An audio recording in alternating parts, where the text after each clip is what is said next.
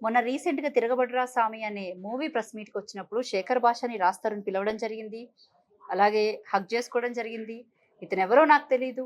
Just నేను 2, 3 times మాత్రమే interview ఇచ్చాను. అయినా సరే నా కోసం ఇంత చేశాడు అని చెప్పేసని తనొక స్టేట్‌మెంట్ కూడా ఇచ్చి హగ్ చేసుకోవడం జరిగింది. సో, మొత్తంగా ఏంటంటే శేఖర్ భాష అనుకున్నది జరిగింది లావణ్య విషయంలో. సో, తను ప్రూవ్ చేయడం కూడా జరిగింది. అయితే ఇంకెందుకు? ఇంకా ఎందుకు దాన్ని పట్టుకొని లాగి, లాగి, లాగి, లాగి ఒక అమ్మాయిని అంటే తను తప్పు చేసుండొచ్చు. తను డ్రగ్స్ తీసుకొనుండొచ్చు. లేదా తను మందు తాగుంజ ఉండొచ్చు. సిగరెట్ తాగి ఉండొచ్చు. అరవచ్చు, కొట్లాడొచ్చు. Whatever she done. Okay. Fine. కానీ ఒక ఆడపిల్లని సమాజంలో ఇంతలా టార్గెట్ చేసి ఇంతమందిని ఇది రాజ్ తరుణ్ వాళ్ళ అమ్మ నాన్న కానివ్వండి, శేఖర్ భాష కానివ్వండి, లేకపోతే ప్రీతి ఉదయ్ కానివ్వండి, లేకపోతే ఇంకా సమ్ ఎక్స్ పర్సన్స్ ఇలా ఎంతో మంది ఈమె విషయంలో ఆ అమ్మాయిని ఒక్కదాన్నే టార్గెట్ చేయడం అసలు ఎక్కడైనా సమంజసం అనిపిస్తుందా? మీకు అర్థమయ్యే ఉండుంటుంది నేను చెప్పిన కంటెంట్ కూడా ఏంటి అనేది. So, okay. అమ్మాయిది వాటెవర్ తప్పుండొచ్చు. తను డ్రగ్స్ తీసుకొనుండొచ్చు. కొట్టుండొచ్చు. అ అ అరిచి ఉండొచ్చు. సైకోలాగా బిహేవ్ చేయొచ్చు. ఇప్పుడు అలాగని తనకి సపోర్ట్ చేద్దామన్న ఇది కూడా కాదు. కానీ ఒకటే ఎంతమందని ఒకే అమ్మాయి మీద దాడి చేస్తారు. అది ఇంకా ఎక్కువ గట్టిగా లాగి, లాగి, లాగి తెగిపోతే ఏంటి పరిస్థితి? ఇక్కడ నువ్వు చెప్పిన కొన్ని కామెంట్‌లో సైకో. హ్మ్. ఏ పర్సన్ కూడా సైకోగా ఆటోమేటిక్‌గా అయిపోరు. దానికి కొన్ని రీజన్స్ ఉంటాయి. ఇప్పుడు ఈ అమ్మాయికి పర్టిక్యులర్ అమ్మాయి సైకో అని చెప్తున్నా కదా! లావణ్య. ఈ లావణ్య సైకో అని చెప్పి రాజ్ చేసినటువంటి కామెంట్స్ ఉన్నాయి. ఈమెకి రాజ్ కొన్ని సంవత్సరాల రిలేషన్ ఉంది. అవును.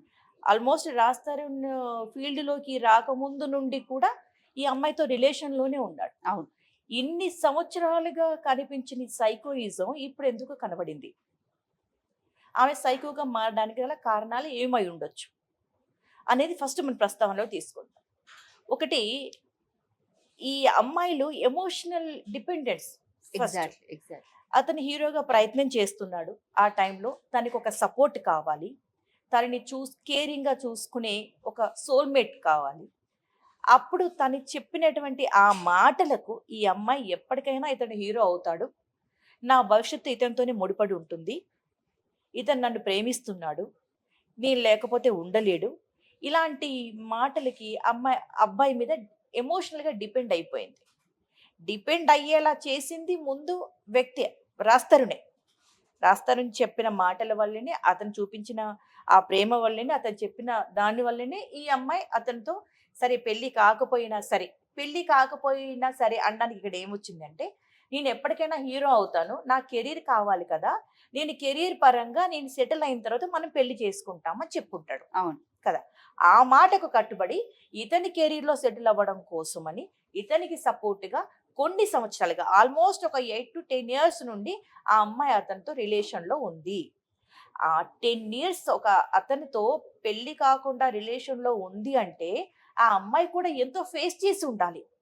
తన రిలేటివ్స్‌కి కావచ్చు, తన పేరెంట్స్‌కి కావచ్చు, తన ఫ్రెండ్స్‌కి కావచ్చు, తను వర్క్ చేస్తుంటే తన కొలీగ్స్‌కి కావచ్చు, తను ఏం చెప్పుకొనుంటది? ఎప్పటికైనా రాస్తారు నా హస్బెండ్, మేము కలిసి ఉంటున్నామని వాళ్ళని కన్విన్స్ చేసి, ఇతనితో ఒకే ఫ్లాట్‌లో, ఒకే ఇంట్లో కొన్ని సంవత్సరాలు కలిసి ప్రయాణం చేసిందమ్మాయి. ఓకేనా? ఇన్ని రోజులు పెట్టుకున్న నమ్మకం ఒక్కసారిగా పోయింది ఆమెకి. అంటే ఆ హోప్ అనేది దెబ్బతినింది. వాస్తవానికి 'రాజ్ తరుణ్' కెరీర్ పరంగా ఏమి సెటిల్ అవ్వల.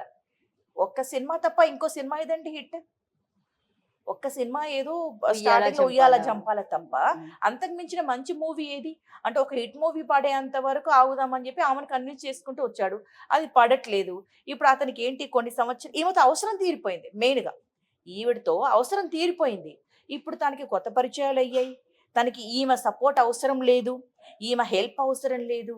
ఈమె కేరింగ్ అవసరం లేదు. తను ఒక గుర్తింపు ఎంతో కొంత పేరొచ్చిన ఒక హీరోగా అయిపోయాడు. అప్పుడు ఈ లావణ్యతో అవసరం లేదు. కొత్త పరిచయాల వల్ల ఈమెని ఇగ్నోర్ చేయడం స్టార్ట్ చేశాడు. ఎవరు కూడా ఊరికే సైకో అవ్వరు. ఎప్పుడైతే ఆ ఇగ్నోర్‌కి గురవుతుందో, అప్పటి నుండి ఆమె దగ్గర ఒక ఇన్‌సెక్యూరిటీ ఫీలింగ్ అనేది వస్తది. ఇన్నేళ్ళు నేను కష్టాలు ఫెయిల్యూర్స్ కావచ్చు, నష్టాలు కావచ్చు, తనకి ఛాన్సెస్ రాకపోయి ఉండొచ్చు. ఒక ఇండస్ట్రీలో హీరోగా నిలబడడం అంత ఈజీ కాదు కదా! మనం చూస్తూ ఉంటాం. అలాంటి సిట్యుయేషన్‌లో సపోర్ట్ చేసి, ఈరోజు అంతా అయిపోయిన తర్వాత నన్ను కాదని ఇంకెవరితో ఉంటున్నాడు. నా భవిష్యత్తు ఏంటి అనే భయంతో ఆమె ఒక సైకోలా మారి ఉండొచ్చు, నిలదీసి ఉండొచ్చు. అప్పుడు కూడా వెంటనే సైకోగా అవ్వదు, నిలదీసి ఉండొచ్చు, ఇదేంటి అని అడుగు ఉండొచ్చు. అప్పుడు రాస్తారు నుండి వచ్చిన ఆన్సర్స్ ఏమై ఉండొచ్చు, మన ఇంతే, ఇది క్లోజ్, నేను నిన్ను పెళ్లి చేసుకుని నీ లైఫ్ నీదే, నా లైఫ్ నాదే అని ఈజీగా చెప్పుంటాడు. ఆ మాట చెప్పడం ఈజీ, ఒక అమ్మాయికి తీసుకోవడం ఈజీ కాదు. ఎందుకంటే ఈరోజు సెలబ్రిటీ లైఫ్లలో డైవర్స్ అనేటివి, ఆ రిలేషన్స్ అనేటివి ఇవన్నీ కామన్ అయి ఉండొచ్చు. కానీ లావణ్య సెలబ్రిటీ కాదు కదా. కాదు.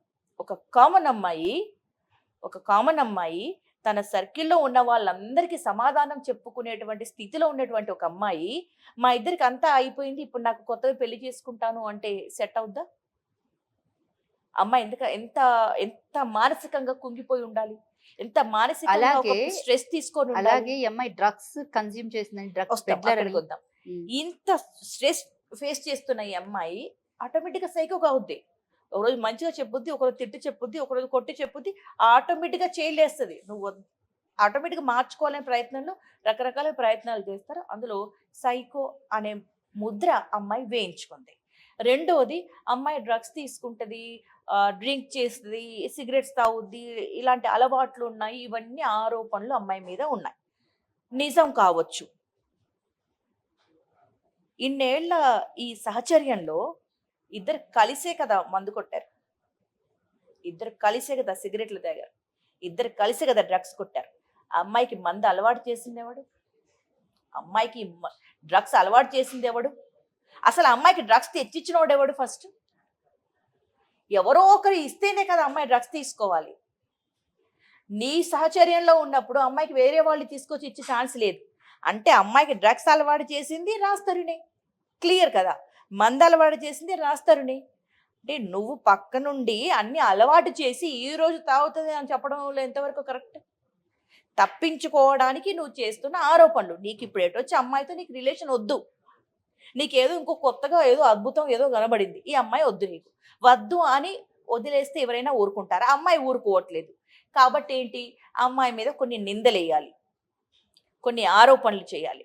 ఈ సొసైటీ ఎలా ఉంటుందంటే రాధా, నువ్వు ఎంతైనా కొట్లాడు, ఏదైనా చెయ్యి, ఆడపిల్ల ఎక్కడ వెనక్కి తగ్గుద్ది తెలుసా? ఆడపిల్లకి సంబంధించిన ఒక సెన్సిటివ్ టాపిక్ మీద ముద్ర పడడం వల్ల, అమ్మాయి క్యారెక్టర్ మీద ముద్ర పడడం వల్ల భయపడుద్ది, ఎదురించడానికి ఫస్ట్ భయపడుద్ది, ఆ ప్రపంచం నుండి బయటపడడానికి భయపడుద్ది. ఎందుకంటే ఫస్ట్ పడేది అంతే, ఆమె క్యారెక్టర్ మీద ఒక రాయి పడేస్తారు, సొసైటీ పడేస్తుంది ఫస్ట్. దీన్నే ఇది దానికి భయపడుతుంది అనేటువంటి ఆలోచన ఉంది కాబట్టి ముందు ఆ ఆపోజిషన్ వ్యక్తి ఎవరైతే ఉన్నారో ఆ వ్యక్తి ముందు ఆ రాయి వేస్తాడు. అక్కడితో ఆమె సగం కాన్ఫిడెన్స్ దెబ్బతింటుంది.